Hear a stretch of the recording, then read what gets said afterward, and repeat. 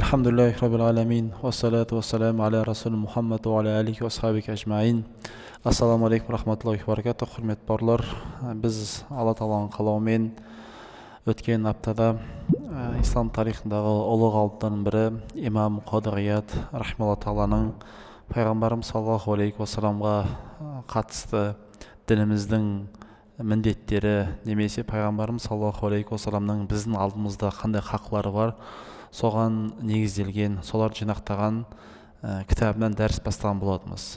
Және кітабымыздың басында, сабақтың басында түсіндірген болатынбыз, имам Қади Ияд рахималла тағаланың бұл кітапты жазу не нәрсе түрткі болды. Өйткені көптеген адамдар келіп, үлкен ғалымнан біздің пайғамбарымыз саллаллаху алейхи уассаламның алдында қандай міндеттеріміз бар, сол жайлы кітап жазып түсіндіріп беруін сұраған болатын. Шейх сол адамдардың өтініштерінің, шәкірттердің өтініштерін орындау мақсатында осы кітапты жазған болатын. Және кітабын біз өткен дәрісте баяндағандай негізгі 4 бөлімнен және әрбір бөлім астында бірнеше баптардан тұрады. Сол кітапты шейх бастаған болатын. Және бұл кітапты жазуының негізгі себептерінің бірі пайғамбарымыз саллаллаху алейхи уассаламның хадисіне амал істеу ниетінде. Өйткені пайғамбарымыз саллаллаху алейхи уассалам хадистердің бірінде айтады: Алла Тағала кімге ілім берген болса, кейіннен сол ілімнен сұралған кезде ол жайлы айтпайтын болса, немесе ілім жасап қалатын болса, онда қиямет қайым болған кезде сол алған ілімі ол адамға тозақтың отынан болған жүген болып тағылады деген пайғамбарымыз саллаллаху алейхи уассалам хадисі бар. Және ғалымдарымыздың және біздің де осындай дәрістер ұйымдастырып, шамамыз келгенше сіздермен онлайн форматта немесе офлайн форматта бөлісуімізге тырысатын, немесе осындай дәрістер ұйымдастыруға итермелейтін пайғамбарымыз саллаллаху алейхи уассалам хадисі бар: «Баллиғул анни уалау ая», шын мәнінде менен бір аят болса жеткізіңдер деген пайғамбарымыз саллаллаху алейхи уассалам хадисі бар. Және пайғамбарымыз хадисінде бәлки жеткізуші адамға қарағанда естуші адам көбірек түсініп қалар дейді. Және басқа бір хадисінде пайғамбарымыз саллаллаху алейхи уассалам: «Наддараллаху имриин», Алла Тағала жүзін жарық қылсын дейді. Кімнің я Расулалла дегенде пайғамбарымыз саллаллаху алейхи уассалам бізден бір хадис естіп, соны жеткізетін адамды Алла Тағала жүзін жарық қылсын деп айтқан болатын. Сонымен қатар мұхаддис ғалымдардың арасында, яғни хадис ілімін зерттеп, соны халыққа жеткізетін пайғамбарымыз саллаллаху алейхи уассаламның хадистеріне аса ерекше көңіл бөлген ғалымдардың бір айтатын сөзі бар: «Ей хадис мамандары, сендер үйренген хадистердің жоқ дегенде соның өзінің үлесін, яғни зекетін беріп үйреніңдер» деп айтқан болатын. Егер хадис зекет ілімнің қойған қағидаларымен немесе зекетке қатысты мәселені айтатын болсақ, 200 хадистен 5 хадис жеткізіңдер деген сияқты мағынада ғалымдарымыз айтқан. Сол себепті өте маңызды нәрсенің бірі ілім үйрену. Ол бір маңызды дүние болса, екінші маңызды дүниенің бірі сол алған ілімді жеткізуге тырысу керек. Кейбір кезде адамдар ілімді насихаттау барысында елдің бәрі ойлайды: ілім насихаттау үшін міндетті түрде алдына келетін, тыңдайтын жамағаттың саны көп болу керек. Жамағат көп болған кезде ғана ілім берем деген сияқты, адамдар көп болған кезде ғана білім берем деген сияқты кейбір дін талап етіп жүрген адамдар ойлауы мүмкін. Дін ілім талап етіп жүрген шәкірттер немесе ұстаздар. Әйтсе дағы пайғамбарымыз саллаллаху алейхи уассалам дінді насихаттаудың бәрін құрал пайдаланған. Тура сол сияқты әркім шамасы келгенше осы пайғамбарымыз саллаллаху алейхи уассаламның хадистерін адамдарға жеткізу керек. Тіпті Ибрахим пайғамбардың өзі де қасиетті Қағбаның құрылысын аяқтаған кезде Алла Тағала Ибрахим пайғамбар бұйырады: «Ей Ибрахим, адамдарды қажылыққа шақыр» деп. Сонда Ибрахим пайғамбар айтады: «Ей Аллахым, мен адамдарды қалай қажылыққа шақырам? Мына жақта ешкім жоқ қой» деп айтады.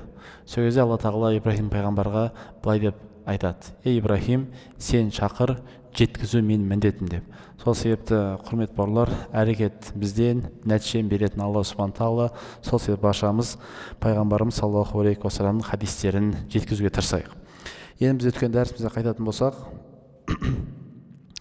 пайғамбарымыз саллаллаху алейхи уассаламның қадір қасиет жайлы біз соңын тоқтаған аят, ол Алла Тағала пайғамбарымыз саллаллаху алейхи уассалам жер бетіне мейірім етіп жіберген. Яғни пайғамбарымыз саллаллаху алейхи уассалам мейірім ретінде келуіне қатысты біз ғалымдардың, соның ішінде Ибн Аббастың радиаллаху тағала анхуманың көзқарасын келтірген болатынбыз. Ол кісі баяндаған, шын мәнінде пайғамбарымыз саллаллаху алейхи уассалам бүкіл адамзатқа мейірім болып келген. Мейлі кәпір қауымына болсын, немесе иман келтірген адамдарға болсын, немесе екі жүзділерге болсын. Қалай білінеді деген кезде, Алла Тағаланың пайғамбарымыз саллаллаху алейхи уассалам жер бетіне мейірім қылып жіберуі мүминдер үшін, яғни иман келтіргендер үшін, өйткені пайғамбарымыз саллаллаху алейхи уассалам келуімен адамдар тура жол тапты. Пайғамбарымыз саллаллаху алейхи уассалам мұнафиқтарға мейірім болуы, өйткені кімде-кім тілмен ла илаха иллаллах Мұхаммад расулуллах деп айтатын болса, тілмен айтып жүрегімен сенбесе де, біз үшін ол адам мұсылман, ал жүрегіндегі нәрсені Алла Тағала табыстаймыз. Сәйкесінше ол мұсылман болып есептелгеннен кейін оның малы, ары және жаны басқа мұсылмандарға түбегейлі арам болып есептелінеді. Ал енді кәпір қауымдарға пайғамбарымыз саллаллаху алейхи уассалам мейірім неде көрінеді дегенде ғалымдар түсіндіреді. Пайғамбарымыз саллаллаху алейхи уассалам мейірім олар үшін олардың азаптары кешіктіріледі. Қай уақытқа дейін? Кез келген кәпір адам өлім сәті келмей тұрып, немесе қиямет қайым үлкен белгілерінің бірі күн батыстан шықпай жатып, пайғамбарымыз саллаллаху алейхи уассаламға иман келтіретін болса, онда ол адамдар да құтылғандардан болып есептелінеді. Сол себеп пайғамбарымыз саллаллаху алейхи уассалам мейірімі бүкіл адамзатты қамтиды және ешқайсысын бөліп жармайды. Енді біз ары қарай пайғамбарымыз саллаллаху алейхи уассаламның мейірім ретінде келген хадистермен бөлісетін болсақ, имам Қади Ияд рахимахуллаху тағала мынандай риуаят келтіреді. وحكي أن النبي صلى الله عليه وسلم قال لجبريل عليه السلام. Пайғамбарымыз саллаллаху алейхи уассалам Жибрил періштеден былай деп сұрайды. Хәл асобака мин хазики рахмати шайун, ей Жибрил, мені Алла субхана тағала жер бетіне мейірім етіп жіберген. Сол мейірімнің бір ұшы саған көрінді ма деп пайғамбарымыз саллаллаху алейхи уассалам Жибрил періштеден сұрайды. Яғни, ей Жибрил, менің жер бетіне мейірім болып келуімнің бір ұшы немесе ұшқыны саған тиді ма, немесе менің жер бетіне мейірім болып келуім саған қалай әсер етті деп пайғамбарымыз саллаллаху алейхи уассалам Жибрил періштеден сұрайды. Сол кезде Жибрил періште айтады: "Қала наам, әлбетте Мұхаммед, сенің жер бетіне пайғамбар келуіңде маған өз мейірімін тигізді, маған әсер етті" дейді. Кунту ахша ақибатал фааминту. Менің артым қалай болатын деп қорықтым дейді. Яғни ешкім өзінің соңғы сәті қалай болатынын білмейді. Сөйтіп мен осылайша саған иман келтірдім дейді. Лисана илайх азза ва жал алейя би қаулихи. Және Мұхаммед, мен иман келтірдім сен себепті дейді. Өйткені Алла субхана тағала сен себепті, яғни пайғамбар Мұхаммед саллаллаху алейхи уассалам себепті Жибрил періштені ерекше құрметтеп мақтауға ие болған. Яғни Жибрил періштенің мақтауға ие болу негізгі сыры ол пайғамбарымыз саллаллаху алейхи уассалам болады. Осыған қатысты түсіндіріп кететін бір нәрсе бар. Қалай дейтін болсақ, пайғамбарымыз саллаллаху алейхи уассалам пайғамбар келгеннен кейін Алла елшісіне уахиды жеткізетін періште ол Жибрил періште болып есептелінеді. Жибрил періште пайғамбарымыз саллаллаху алейхи уассалам уахи түсіргеннен кейін, сол міндет Жибрил періште жүктелгеннен кейін пайғамбарымыз саллаллаху алейхи уассаламға уахиды еш мүлтіксіз, қатесіз, еш кемшіліксіз жеткізетін болған себепті Алла субхана тағала Құранда Жибрил періштені ерекше мақтаған. Қазір Құран аятын оқып аударысын айтатын боламыз. Яғни Жибрил періштенің осындай құрметке, жақсылыққа, Алла тағаланың құзырында дәрежесінің көтеріліп Құранда ерекше мақтауының сыры пайғамбарымыз Мұхаммед саллаллаху алейхи уассалам үшін болған екен. Сол себепті Жибрил періште айтады: "Ей Мұхаммед, шын мәнінде сенің жер бетіне мейірім ретінде келуінің ұшқыны маған да тиді. Сенің пайғамбар келуің себепті Алла тағала мені осы төмендегі көркем есім деп атаған" деді. Бұл Құран кәрімнің Таквир сүресінің 20 және 21 аятында Алла тағала былай деп айтады: "Зи қуатин айнда зил аршил макин, мутағин самма амин". Алла тағала айтады, шын мәнінде Жибрил періште ол күш қуат иесі. және ол Жибрил періште Раббысына бойсынады, және ол Жибрил періште аманатшыл. Яғни Алла Субхану тағала пайғамбарымыз саллаллаху алейхи уассаламға жүктеген уахиді ешқандай өзгеріссіз, ешқандай кемшіліксіз қалай Алла тарапынан жүктелген болса, тура солай пайғамбарымыз саллаллаху алейхи уассалам жеткізген, осы Жибрил періште болады. Сол себепті пайғамбарымыз саллаллаху алейхи уассаламның мейірімнің ұшқыны Жибрил періште жеткен, және Алла тағала Жибрил періштені осы Құрандағы көркем есіммен мақтаған болатын. Бұл да, құрметті бауырлар, Алла Субхану тағаланың пайғамбарымыз саллаллаху алейхи уассаламды жер бетіне мейірім қылып жіберуі, жаңағыдағы айтқанымызда тек қана нелермен шектелмей, жер бетіне адамдармен шектелмей, тіпті аспан иелері, соның ішінде періштелерге, сол періштелердің ішінде ең төресі, ең ұлысы болған Жибрил періштеге де пайғамбарымыз саллаллаху алейхи уассалам бір мейірімнің ұшқыны тиген екен. Енді Алла Субхану тағала пайғамбарымыз саллаллаху алейхи уассалам осылайша инна арсалнака рахматал лил аламин, ей Мұхаммед, шын мәнінде біз сені жер бетіне мейірім ретінде жібердік дегенді осылайша түсінсек болады екен. Имам Қодият рахимахуллах тағала пайғамбарымыз саллаллаху алейхи уассалам қадір қасиетін сипаттайтын, пайғамбарымыз саллаллаху алейхи уассалам қаншалықты Алла тағала құзырында мақталған пенде екенін баяндап, мынандай бір хадис келтіреді. Руия ан Джафар ибн Мухаммад ас-Садиқ фи қаулихи та'ала. Алла тағала Құрандағы мынау аят жайлы Джафар ибн Мухаммад ас-Садиқ деген кісінің сөзін келтіріп, Қодият былай деп айтады. Саламун лака мин асхабил ямин. Яғни, ей Мұхаммад, саған сәлемдіктер мен амандықтар болсын. Мин асхабил ямин деген сөз, яғни әй бике инна уқа саламатуху мин әжли караматил Мұхаммад. Саламун лака мин асхабил ямин, ей Мұхаммад, саған сәлемдер болсын, саған амандықтар болсын, саған жақсылықтар болсын. Кімдер негізі? Жанат иелеріне, яғни пайғамбарымыз саллаллаху алейхи уассаламға сәлеметтер болсын деп айтылып тұрады дейді. Осы Уақиға сүресінің аяты саламун лака мин асхабил ямин деген сөз, яғни пайғамбарымыз саллаллаху алейхи уассаламға амандықтар, сәлеметтер болып тұрады дейді. Не үшін деген сөз? Мин әжли карамати Мұхаммад, пайғамбарымыз саллаллаху алейхи уассаламның құрметі үшін жаннат иелеріне әрқашанда үздіксіз амандықтар, сәлеметтер болып тұрады екен. Егер жаңағы Джафар ибн Мухаммад Садиқтың көзқарасын жүгінетін болсақ, ондай мәртебеге сөзсіз пайғамбарымыз саллаллаху алейхи уассаламның құрметі үшін ие болғанын біз байқаймыз. Бұл да бір ойланатын нәрсе, пайғамбарымыз саллаллаху алейхи уассаламның тағы да бір ерекше мақталатын тұстарынан. Енді келесі аятпен танысатын болсақ, Алла тағала пайғамбарымыз саллаллаху алейхи уассаламның қадір қасиетін әспеттеген, ұлықтаған көрінісі. Бұл Нұр сүресінің 35 аяты. Алла тағала Құран кәрімде пайғамбарымыз саллаллаху алейхи уассаламның тағы да бір тұсын баяндап, былай деп айтады. Қазір біз осы сіздермен бірге Нұр сүресін оқимыз. Нұр сүресіндегі қазіргі түсіндіретін аятқа қатысты екі түрлі түсінік бар. Біріншісі мәшһүр, яғни көпшілік тәпсірші ғалымдардың көзқарасы. Екінші түсінік осы кітапта келген түсінік. Біз жалпы көпшілік ғалымдардың көзқарасын таныстырып болғаннан кейін барып, наяқтағы имам Қодият рахимахуллах сол кісінің көзқарасын таныстырып боламыз.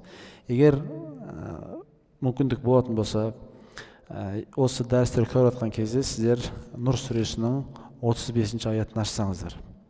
Нұр сүресінің 35 аяты, Нұр сүресінің 35 аятына қатысты ғалымдардың көзқарасын баян өтетін болсақ. Бұл Құран кәрімді Алла Субхану тағала Нұр сүресінің 35 аятында былай деп айтады. Аллаху нурус самавати вал ард. Шын мәнінде Алла тағала аспан мен жердің нұры. Және осы аятқа толық кірместен бір айтқым келетін дүние бар, маңызды деп ойлаймын. Жалпы біздің Құран кәрімде Алла тағала бірнеше түсіндіру жұмыстарын, яғни Құран кәрімде Алла Субхану тағала бірнеше мәселемен Құранды ашықтап сипаттайды. Сол Құранның өзі имам Шафи рахимахуллах айтпақшы, Құран өзі 5 түрлі көріністе түскен дейді. Сол бір көрінісі мысалдар.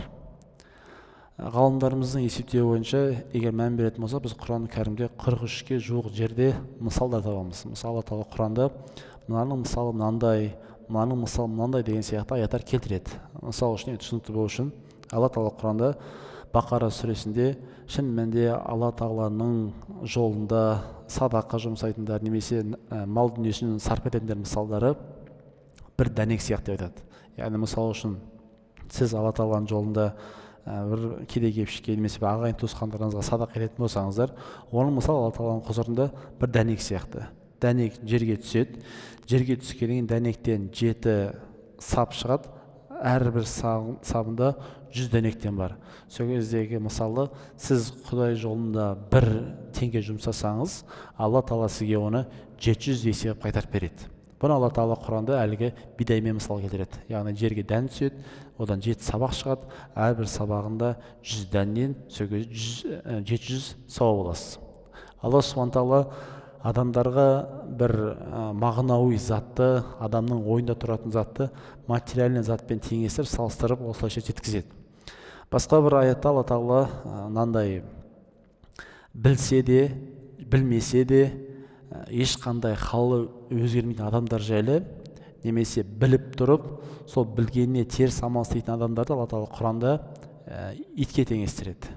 Алла Тағала Құранда айтады: ин тахмир алейхи ялхас, ва ин татрукаху ялхас. Яғни иттерге тән мысалдың бірі, иттер суға тойса да, яғни суға той ішпаса да, немесе суға тоймаса да, оларға тән сипаттардың бірі әрқашанда тілдерін шығарып салақтатып тұрады. Алла Субхана Тағала осы иттің де бір ерекшелігін, болмысын баяндап, ин тахмир алейхи ялхас, яғни оларға су берсең де тілін шығарып тұрады, ва ин татрукаху ялхас, су бермесең де тілдерін шығарып тұрады дейді. Және заманауи ғалымдар түсіндіреді, иттің неге әрдайым аузынан тілін шығарып тұруына қатысты.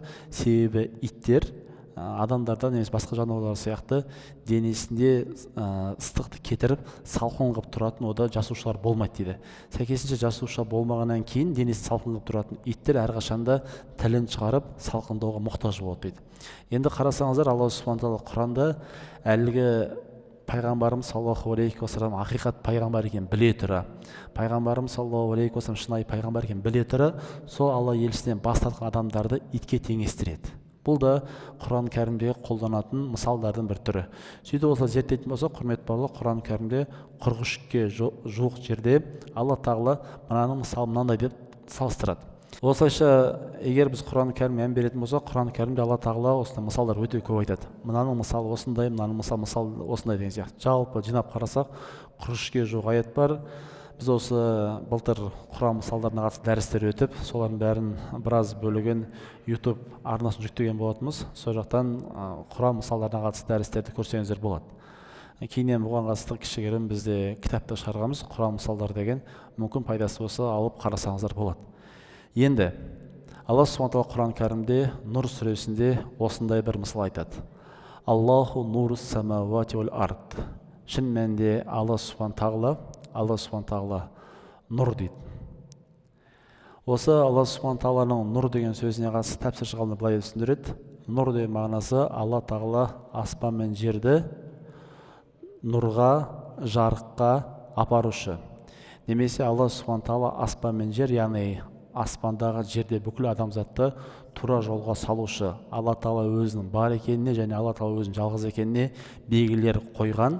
Сол белгілер іздеген адам міндетті түрде табады дейді. Яғни Алла Субхана Тағала аспан мен жердегі бүкіл соның иелерінің бәрін тура жолға салушы. Енді аяттың жалғасында Алла Субхана Тағала былай деп баяндайды. Мәсәлі нурихи, Алла Субхана Тағала нұрдың мысалы кәл мишкат фиха мисбах. Енді осы жерде негізі салыстыру кетеді. Бұл да Құран кәрімнің негізгі ерекшеліктерінің бірі. Құран кәрімнің өзінің риторикасы, яғни Құран кәрімнің шешендік өнері өз заманында бүкіл арабтардың бәрін тісе бүктірген еді. Өйткені Құран кәрімнің кереметтілігі, өзектілігі осылайша мысалдарды нақты әрі керемет жеткізе алуы. Енді қараңыздаршы, Алла Субхана Тағала қалай мысал келтіреді. Алла Тағаланың нұрының мысалы дейді Алла Тағала. Ол кәл мишкат дейді. Мишкат деген сөзді ғалымдар былай деді. Мишкат дегеніміз ол кез келген бұрынғы замандарда мынандай қабырғаларда факел іліп қоятын тесік болған. Соны араб тілінде мишкат дейді. Немесе кез келген май шамның орнығуы үшін тұратын тесікті немесе отверстияны араб тілінде мишкат деп айтады. Алла субхана тағала нұрдың мысалы кәмәсел мишкат, сондай тесік сияқты деп айтады. Алла тағала жалғастырады, кәмишкат фиха мисбах, сол әлгі отверстияда Алла субхана тағала ашық анық қып шам жағып қойған, немесе факел жағып қойған. Отверстие бар, соған орныққан шам бар, ол шам жанып тұр. Енді шамның толық жану үшін не керек дейтін болса, оған фи зужажин, сол жанып тұрған шамға міндетті түрде үстіне әйнек кіреді. Қараңыздаршы, Алла субхана тағала қалайша мысал келтіреді. Алла тағаланың нұрының мысалы бейне бір қабырғаға орныққан майшам сияқты. Майшам жанып тұр, бірақ майшамның ары қарай жанып, оның жарығы күшею үшін оның сыртына не керек? Әйнек керек. Егер әйнек тағылатын болса, ол майшамның нұры одан саман үлкейеді. Енді ойлаймын, біздер сияқты 2000 жылдың басында өскен адамдар үшін түсінікті мысал жайлап, ауылда баяғыда свет өшіп қалатын болған. Свет өшіп қалған, сөйтіп көбісіміз майшам жаққан болатынбыз. Енді біз Ақшиде өскен уақытта, балалық шағымызда свет өшіп қалатын болса, біз солярдің ішінде не болатын? Лампалар болатын. Соған жағып, төбесін көтеріп, соның сыртына әйнек жағатын болған, әйнек кигізетін боламыз. Егер әйнектің көп жаққан себепті қараңғы болатын болса, газетпен сүртіп қайтадан үстіне кигізетін, сол кезде оның нұры жан жаққа үлкейетін болған. Алла субхана тағала өзі осында тура мысал айтады. Алла тағаланың нұры мысалы, жаңа айтқанымыздай майшам сыртында әйнегі бар. Ары қарай Құран аятын аштауға жалғастырайық. Алла субхана тағала өзінің нұрын сипаттап жатыр. Ол неге ұқсайды дейтін болсақ, ол майшамға ұқсайды. Майшам жанып тұр, ол майшамның ішінде әйнегі бар. Ал әйнек болатын болса, Алла тағала баяндағанда аз-зужажату кааннаху каукабу дурри, ал сол әйнек болатын болса, жарқыраған соншалық бір жап-жарық жұлдыз сияқты. Сол именно сол жанып тұрған майшамға тағылатын әйнек жап-жарық, жарқырап тұрған ерекше жұлдыз сияқты. Ол не деген сөз? Егер сол майшамға әлгі әйнекті кигізетін болса, онда сол жақ жарқырап нұрға бөленіп кетеді. Егер мысалы салыстырмалы түрде айтатын болса, жаңағы ауылдағы баяғы кезде жаққан майшамдарымыздың егер оны сүртпейтін болса, қап-қара болып тұратын болса, әлгі майшамға кигізетін болсақ, ол жанбайды. Немесе бөлме жарық болмайды. Бөлмен жарық болу үшін әлгі қап-қара нәрсе кете беріп, сол кезде жарық болады. Және Алла субхана тағала сол майшамға жағылатын әлгі нені әйнек сипаттағанда, ол жап-жарық жұлдыз сияқты ерекше қатты жанып тұр. Яғни ол әйнек майшамға тағылатын болса, онда бөлме ерекше жап-жарық болып кетеді деген сөз. Енді Алла тағала айтады ары қарай: юқаду мин шажаратин мубаракатин зайтунатин. Және сол білесіздер, ненің майшамның жанып тұру үшін, яғни біз қолданған майшамдар сарелка құю керек, егер сарелка болмайды, жанбайды. Біреуде керосин қолданған. Алла тағала баяндатқан нәрсе, сол майшам жану үшін міндетті түрде зәйтүн майы керек. Егер зәйтүн майы болмайтын болса, онда ол майшамда жақпайды. Енді Алла субхана тағала түсінікті болса, байқаңыздар, толыққанды майшамды сипаттап жатыр. Сол майшамның астында жанып тұрған, негізгі астында от беріп тұрған зат, ол әлгі зәйтүн майы. Зәйтүн майы деген сөз оливковое масло. Соны Алла субхана тағала астына қойған, сөйтіп әлгі шам көркем болып жанып тұр. Алла тағала баяндайды, ля шарқиятин оля ғарбиятин. Әлгі майшамнан майы бар, зәйтүн майы, ол шыққан өсімдік не батысқа қарап тұратын емес, не шығысқа қарап тұратын емес, тікелей күнге қарап тұратын өсімдіктен алынатын майшам дейді. Май. Зәйтуха юдиу олаулам тамсасху нарун. Оның нұры соншалық, егер майшамның мықтылығы соншалық, немесе жаңағындай зәйтүн майының кереметтілігі, анықтылығы соншалық, егер от тимесе де жануға ол дайын тұрған май деп Алла субхана баяндайды. Осы жерге тоқтап қорытылатын болсақ, Алла тағала бұл мысал арқылы не айтқысы келді, неге осы нәрсемен келтірді, неге майшаммен ұқсатты? Көңіл бөлейік. Алла тағала баяндап жатыр, Алла тағаланың нұрының мысалы, ол жанып тұрған шам сияқты деп. Ғалымдарымыз айтады, осы жердегі мисбах, жанып тұрған шамды ең бірінші кезекте ол Алла тағаланың жер бетіне пайғамбарымыз саллаллаху алейхи вассалам арқылы жіберген уахи, дін деп айтады. Яғни Алла тағаланың жер бетіне жіберген уахиы ол шам сияқты. Ал адам болатын болса, ол әйнек. Адамды Алла тағала баяндап жатқан нәрсе осы жердегі әйнекке ұқсатып жатыр. Қарасаңыздар, майшам жанып тұр, ол от жанып тұрған нәрсе ең бірінші кезекте майшам ол Алла тағаланың жерлерден түсірген уахи дейді ғалымдарымыз. Ал не болатын болса, әйнек болатын болса, ол адамның денесі, немесе адамның жүрегі. Адамның жүрегінің қай кезде нұрланады, егер адамның жүрегі ғалымдар таза болса деп айтады. Қарасаңыздар, егер әйнекке қашан ол қап-қара болса, немесе сүртілмеген болса, ол жерде нұрланбайды ешқашанда. Тура сол сияқты Алла Субхану тағаланың дінін, уахи қай кезде көгереді, қай кезде нұрланады, егер адамның жүрегі таза болатын болса. Егер адамның жүрегі таза болмайтын болса, ол жақ нұрланбайды. Қалайша майшамның әйнегін сүртпесе, қап-қара болып тұратын болса, нұрланбаған сияқты, адам да денесін, жүрегін тазаламайтын болса, ол же нұрланбайды деп отыр. Сол себепті Алла Субхану тағала бұл жерде баяндаған нәрсе, құрметті бауырлар, майшам деп жатқан нәрсе Алла тағаланың жер бетінен түсірген уахи. Ал енді Алла тағаланың баяндап жатқан нәрсе әйнек деген не зат болса, ол әйнек дегеніміз ол бізбен істеген жүректеріміз, немесе біздің дене бітіміміз. Өйткені бұл денені тазалап отпайтын болса дейді ғалымдарымыз, ол әлгі майшам сияқты, майшамның әйнегі сияқты қап-қара болып кетеді. Өйткені мысалы қанша ұзақ уақыт жаңағы шам жанып тұрса, соның әйнегін сүртпейтін болсақ, уақыт өте келе қап-қара болады. Тура сол сияқты адам егер Құдай тағаланы зікір етпейтін болса, күнәлі істен алыс болмайтын болса, уақыт өте келе адамның жүрегі де әлгі майшамның әйнегі сияқты қарайып кетеді дейді. Ал пайғамбарымыз саллаллаху алейхи уассалам және Алла тағала бізге үйреткен нәрсе, адам жүрегі қай кезде нұрланады, қай кезде нұрға бөлінеді, егер ол адам истиғфармен, яғни Алла тағаланың істеген күнәлі себепті кешірім сұраса. Және Алла тағала Құранда білесіз баяндағандай, адам көп күнәлі істей берген кезде адамның жүрегі тот басады дейді ғалымдарымыз. Кәллә бәл рона құлубухум ала ма кәну яксабун, олардың істеген амалдары себепті жүректерін тот басқан деп Алла тағала Құранда айтқан.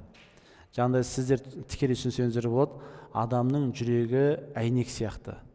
Егер оны тазалап, жуып, шайып тұрмайтын болса, қалайша темірге тот басқан сияқты біздің де жүрегімізге тот басады екен. Ал адамның жүрегін тазалаудың ең үлкен жолы ол әрқашанда ол истиғфар айту. Яғни адамнан, Алла тағаладан істеген күнәлері себепті әрқашан кешірім тілеу. Аллахтан біздің істеген күнәлеріміз кешірсін деп истиғфар айтатын болсақ, сол біздің истиғфарымыз жүрегіміз тазалайды екен. Сол себеп пайғамбарымыз саллаллаху алейхи айтады ғой, мен күніне Алла тағаладан 70 немесе кейбір 80, кейбір хабарларда 100 рет тәубе етемін дейді. Алла тағаладан мен истиғфар етемін дейді. Пайғамбарымыз саллаллаху алейхи уассаламның жүрегі таза болған себебі, өйткені Алла тағала өте көп истиғфар айтқан екен. Сол себеп құрметті бауырлар, бұл жердегі Алла Субхану баяндап жатқан нәрсесі ең бірінші кезекте біздің жүрегіміз. Ол Алла тағала әйнекке теңестіріп жатыр. Ал уахи болатын болса, дінді мисбахқа, яғни шам шыраққа теңеп жатыр. Және сол біздің денеміз, біздің жүрегіміз Алла тағала зужажатун, ол әйнек дейді, каукабул дурри дейді, яғни жанық, ашық, анық болып тұрған жұлдыз сияқты, көркемділігі, әдемілігі. Өйткені Алла Субхану тағала жер бетіне адам баласын өте көркем бейне жаратқан. Құран айтқандай, лақад халақнал инсана фи ахсани тақуим, адам баласын Алла тағала ең көркем, ең сұлу бейне жаратқан.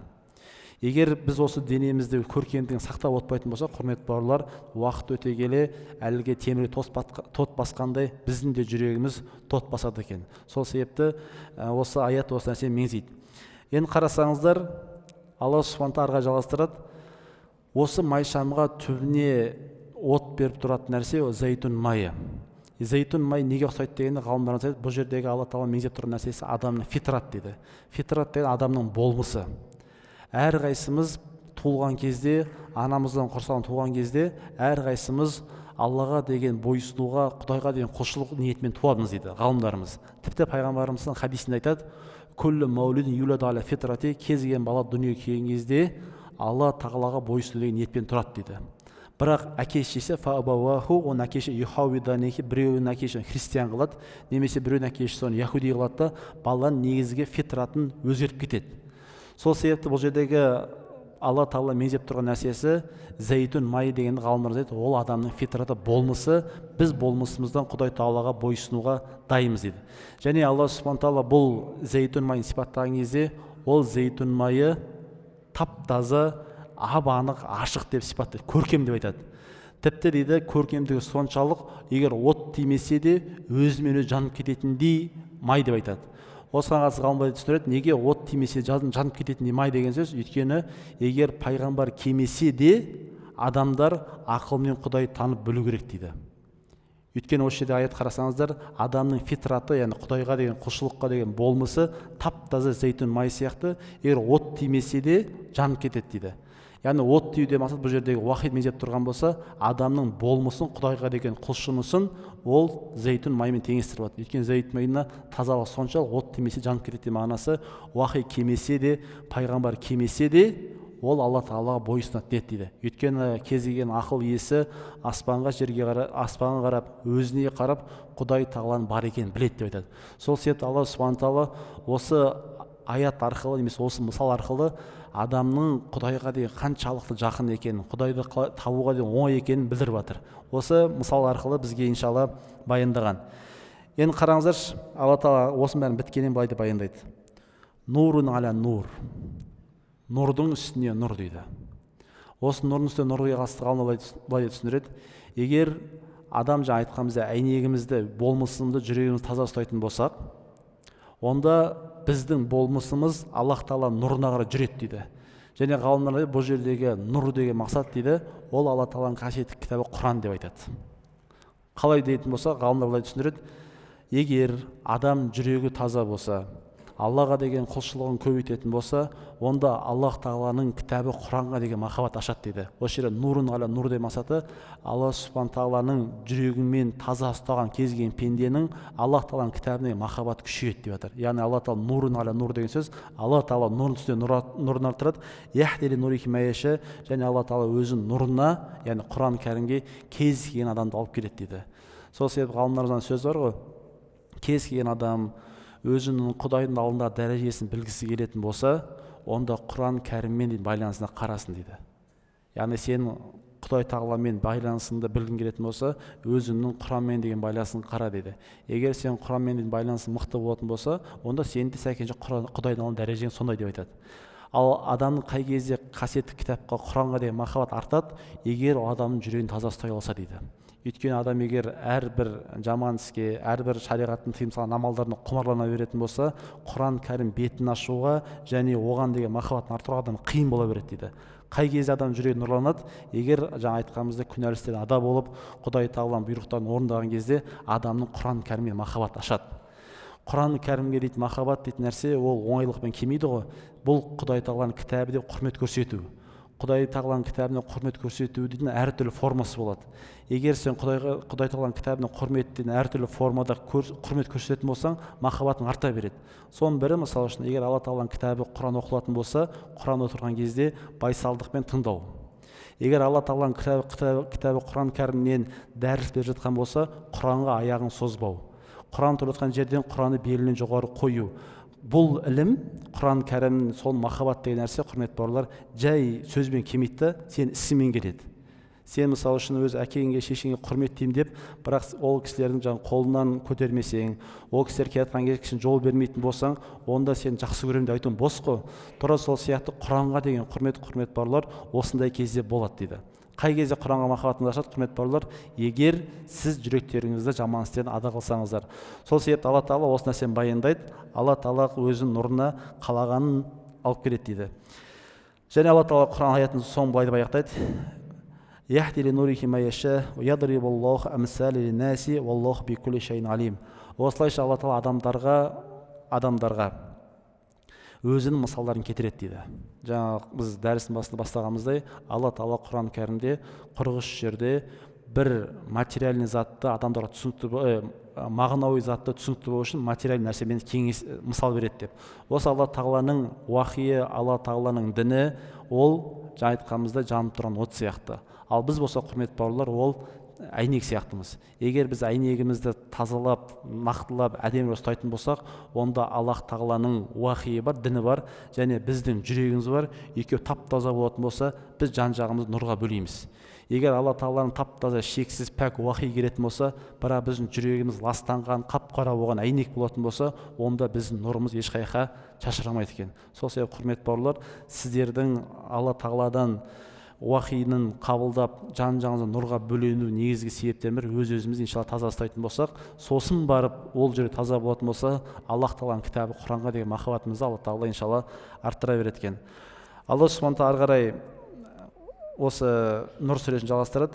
Фи буютин азиналлаху ан турфаға ва юскара фиха исмуху юсаббиху лаху фиха бил ғудуи вал асал. Алла Субхана тағала өзінің осындай үйлерінде, мешіттерде ертелі кеш өзінің есімін ұлықтауын қалады дейді. Және осы ең соңғы аятта бүгінгі бөлісім келетін сіздермен Алла Тағала сөзін былай деп аяқтайды. Риджалун ла тулхихум тижаратун ва ла байғун ан зикриллах. Міне осындай нәтиже неге апарады? Егер жүрегімізді күнәлі істен ада қылып өзімізді жоғары деңгейде ұстайтын болсақ, нәтиже не болатын болса, Алла Тағала айтады, ондай еркектер дейді, ондай ер адамдар, ондай еркектерді Алла Тағаланы еске алудан не саудалары да, не үлкен бизнестер ешнәрсе тоспайды дейді. Қай кезде бізді Алла Тағаланы зікір ету ешнәрсе тоспайды, егер біз жүрегімізді таза ұстайтын болсақ. Алла Тағала осыны айтып, ең соңында айтады, міне сондай еркектерді, ерлерді Алла Тағаланы зікір етуден ешнәрсе тоспайды дейді. Және тәпсірші ғалымдар айтады, бұл жерде мағынасы міндетті түрде Алла Тағала біз сауданы сөгіп жатқан жоқ дейді. Кез келген зат маңызды не болса да, бірақ Алла Тағаланы зікір ететін кезде олардың қасында ешнәрсе маңызды болмай қалады дейді. Егер адам жүрегін тазалайтын болса, осындай нәтижеге алып келеді деп Алла Тағала мақтайды. Бұл құрметті бауырлар, біз айтқан аяттың тәпсіріне қатысты негізгі ғалымдарымыздың негізгі көзқарасы осы. Жаңа айтқанымызда Алла Тағала теңестерге мысал осыны білдіреді. Енді біз оқып жатқан кітабымыз пайғамбарымыз саллаллаху алейхи уассалам қадір қасиетіне қатысты кейбір ғалымдар бұл аят жаңа мен айтқан мағынада емес, пайғамбарымыз саллаллаху алейхи уассалам меңзеген дейді. Соған көңіл бөлетін болсақ, жаңа айтқанымызда Алла Тағала нурус самауати вал ард. Шын мәнінде Алла Тағала аспан мен жердің нұры деген сөз, аспан мен жерді тура жолға салушы, аспан мен жерді уахимен, дінмен, Құранмен нұрландырушы. Осыған қатысты Кааб ибн Жубайр айтады, мураду бин нури сәни хуна Мұхаммад алейхиссалам. Екінші нұр мәсәлә нурихи деген сөз, Алла Тағала нұрын мысал деген пайғамбарымыз саллаллаху алейхи меңзерген дейді. Неге дейді болса былай түсіндіреді. Аллаху хади ахли самауати вал ард. Алла Тағала аспан және жер иелерін тура жолға салушы. Сума қол мәсәлә нури Мұхаммад иза кана мустаудиған фи аслаби камишкати сифатуха каза. Арада би мисфа қалбуху. Енді қараңыздар. Осы жерде мишкат дедік қой, бағана ненің қабырғаның шетінде ілініп тұратын, жаңа май шам тұратын ыдысты мишкат дейді. Сол мишкатте меңзеген нәрсе және оны жанып тұрған май шамды ол пайғамбарымыз саллаллаху алейхи уассаламның жүрегі деген дейді. Екіншісі, жанып тұрған май шам сыртынан тұратын әйнекті ол содырху пайғамбарымыз саллаллаху алейхи уассаламның көкірегі дейді. Каннаху каукабу дурри лима фихи мин иман ва хикма. Ал енді жанып тұрған ашық жұлдыз сияқты меңзеген нәрсе ол пайғамбарымыз саллаллаху алейхи уассаламның жүрегіне толған иман мен хикметті меңзеген, даналық меңзеген дейді. Яғни пайғамбарымыз саллаллаху алейхи уассаламның жүрегіне орныққан иман және пайғамбарымыз саллаллаху алейхи уассалам Алла Тағала тарапынан берілген хикмет, ілім, даналықты осы жарқырап тұрған неге теңеген? Жұлдызға теңеген. Бұл аятта меңзейтін нәрсе пайғамбарымыз саллаллаху алейхи уассалам қалайша ненің майшамда әлгі жап-жарық ап-анық болып тұрған болса, пайғамбарымыз саллаллаху алейхи уассалам жүрегіне толған ілім, хикмет, даналық және иман да тура осылай ашық, анық болып жарқырап тұрады деп ғалымдарымыз сипаттаған. Бұл да құрметті бауырлар, пайғамбарымыз саллаллаху алейхи уассалам тағы бір ұлы сипаттарынан. Және айттық қой, бұл майшамның жану үшін негізінде астынан кеп тұрған зәйтүн майы бар деп. Бұл жерде зәйтүн майы дегенде ғалымдар былай деп түсіндіреді. Бұл жерде меңзеген нәрсе Ибрахим пайғамбар дейді. Не үшін Ибрахим пайғамбар? Өйткені пайғамбарымыз саллаллаху алейхи уассалам тегін білесіздер, Ибрахим пайғамбарға барады. Пайғамбарымыз саллаллаху алейхи уассалам 25-ші атасы Исмаил пайғамбар, және бұл жерде жанып тұрған зейт, яғни алифке масла, яғни зейт майы деген нәрсе ол пайғамбарымыз саллаллаху алейхи уассаламның тегін меңзеген дейді. Яғни пайғамбарымыз саллаллаху алейхи уассалам тегі өткен дәріс айтқан болатынбыз, Алла елшісінің тегінде ешқандай адам жоқ, зинадан туылған. Пайғамбарымыз саллаллаху алейхи уассалам тегінің бәрі ұлы адамдардан.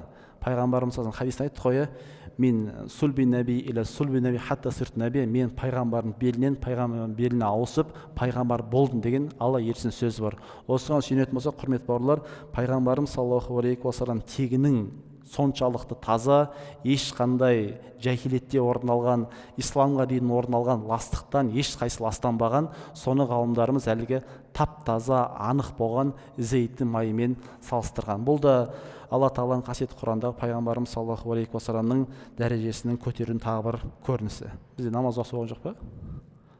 Уақыт болған жоқ па әлі? Қаншада еді? 3 минут бар ма? Жақсы. Арға айтады. Алла субхана тағала пайғамбарымыз саллаллаху алейхи уассалам жаңа айтқанымыздай бірнеше дәрежесін көтерген. Енді ең соңғы мүмкін бүгін дәріспен аяқтайтын нәрсе, Алла Тағала Құранда пайғамбарымыз саллаллаху алейхи уассалам қатысып былай деді: «Рафағна ләка зикрук» дейді. Ей Мұхаммад, біз сенің есіміңді, сенің атыңды ұлықтадық дейді. Осыған қатысты ғалымдар былай деп түсіреді: Алла Тағала пайғамбарымыз саллаллаху алейхи уассалам есім ұлықтады деген қатысты мынандай ой айтады да. Егер мән берсеңіздер, қай жерде Алла Тағаланың есімі айтылатын болса, сол жерде міндетті түрде пайғамбарымыз Мұхаммед саллаллаху алейхи уассалам аты айтылады дейді. Мысал үшін, кез келген адам кәлима шахад айтады: ля илаха иллаллах Мұхаммад расулуллах. Егер біреу тұрып ля илаха иллаллах айтып, бірақ Мұхаммад расулуллах айтпайтын болса, оның иманы дұрыс емес. Қай кезде Алла Тағаланың есімі айтылатын болса, оның қасына міндетті түрде пайғамбарымыз саллаллаху алейхи уассалам аты айтылады дейді. Немесе жаңа ғана осы намаздың алдында азан айтылды. Азан айтылған кезде де, құрметті бауырлар, біз міндетті түрде әшһаду ан ла илаха иллаллах әшһаду анна Мұхаммад расулуллах деген сөз естиміз. Сәйкесінше қай жерде пайғамбарымыз саллаллаху алейхи уассаламның аты айтылған болса, ол жерде Аллах Тағаланың аты қатар айтылады. Яғни Аллах Тағаланың есімі мен пайғамбарымыз саллаллаху алейхи уассалам есімі ажырамас ұғым деп айтады. Және Алла Тағала қасиетті Құранда көптеген жерлерде кім пайғамбарға бойсұнған болса, онда Аллахқа бойсұнған дейді аят бар. Және білесіз, тіпті Алла Тағала пайғамбарымыз саллаллаху алейхи уассаламның артынан еруді Алла Тағаланың махаббатына ие болудың жолы деп айтқан. Алла Тағала қасиетті Құранда айтады: «Құл фаин кунтум тухиббуналлаха», айт дейді Мұхаммед, егер сендер шынайы Алла Тағаланы жақсы көрсеңдер, фаттабиуни, Мұхаммед саллаллаху алейхи уассалам артынан еріңдер. Және егер біз пайғамбарымыз саллаллаху алейхи уассалам артынан еретін болсақ, юхбибукумуллах, Алла Тағала сендер міндетті түрде жақсы көреді деп айтады. Сол себеп, құрметті бауырлар, көбісін жаттап жүрген, намазда оқып жүрген Инширах сүресі әлем нашрах лака содрак аятта рафағна лака зикрук дейтін аят бар. Осы аятты оқыған кезде біліңіздер, Алла Тағала пайғамбарымыз саллаллаху алейхи уассалам дәрежесін көтерген соншалық, қай кезде Аллахтың есімі айтылатын болса, соның қасында міндетті түрде пайғамбарымыз саллаллаху алейхи уассаламның есімі айтылады. Бұл енді, құрметті бауырлар, қасиетті Құрандағы пайғамбарымыз саллаллаху алейхи уассаламның дәрежесін ұлықтап айтқан Алла Тағаланың кейбір аяттарын бөлістік. Алла сәтін салатын болса, келесі бейсенбі күні осы дәрістен жалғастырамыз. Уақыттарыңыз болса, ертерек келіп қатысыңыздар. Алла Тағала баршамызды пайғамбарға деген махаббатта жинап, пайғамбарға деген махаббатта тарауымыз нәсіп етсін. Ахир дауана алхамдулиллахи раббил аламин.